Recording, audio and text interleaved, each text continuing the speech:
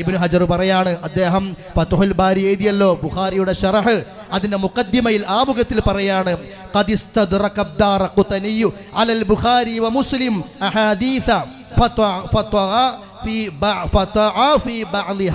ഇമാം ദാറഖുത്നിയും ബുഖാരിയുടെയും മുസ്ലിമിന്റെയും ചില ഹദീസുകൾ എടുത്തുകൊണ്ട് അതിൽ അദ്ദേഹം ചില കാര്യങ്ങൾ സംസാരിച്ചിട്ടുണ്ട്. വദാലിക ത്വഅനല്ല ഫത്വഅന ഫീ ബഅദിഹാ, അതിൽ ചിലതിനെ കുറിച്ച് ആരോപണങ്ങൾ പറഞ്ഞിട്ടുണ്ട്. വദാലിക ത്വഅനു മബ്നിയുൻ അലാ ഖവാഇദ ലിബഅദിൽ മുഹദ്ദിസീന ലഈഫത്തുൻ ജിദ്ദൻ മുഖാലിഫത്തുൻ ലിമാ അലൈഹിൽ ജംഹൂർ മിൻ അഹ്ലിൽ ഫിഖ്ഹി വൽ ഉസൂലി വഗൈരിഹിം. ആ വിമർശനങ്ങൾ ഒരിക്കലും സ്വീകാര്യോഗ്യമല്ല. കാരണം അത് അദ്ദേഹത്തിന്റെ ചില വീക്ഷണങ്ങൾ മാത്രമാണ്.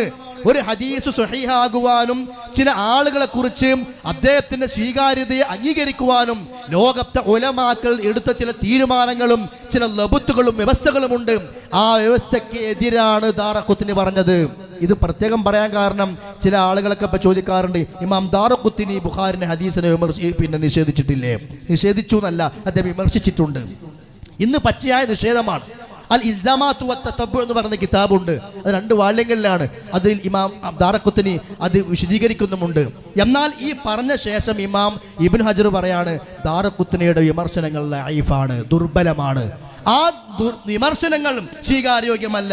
മാത്രമല്ല ഫിഖ്ഹിന്റെയും ഉസൂൽ ഫിഖ്ഹിന്റെയും പണ്ഡിതന്മാർ അംഗീകരിച്ചു വരുന്ന പൊതു നിയമം അതനുസരിച്ചുകൊണ്ട് ദാറഖുത്നിയുടെ വിമർശനങ്ങൾ ശരിയല്ല, ബുഖാരി പറഞ്ഞതാണ് ശരി. അതുകൊണ്ട് ഫലാ തഗ്തറ ബിദാലിക, അത്തരം വിമർശനങ്ങൾ കേട്ടുകൊണ്ട് നീ ചതിയിൽപ്പെട്ടു പോകരുത് എന്ന് ഇമാം ഇബ്നു ഹജർ പറയുന്നു.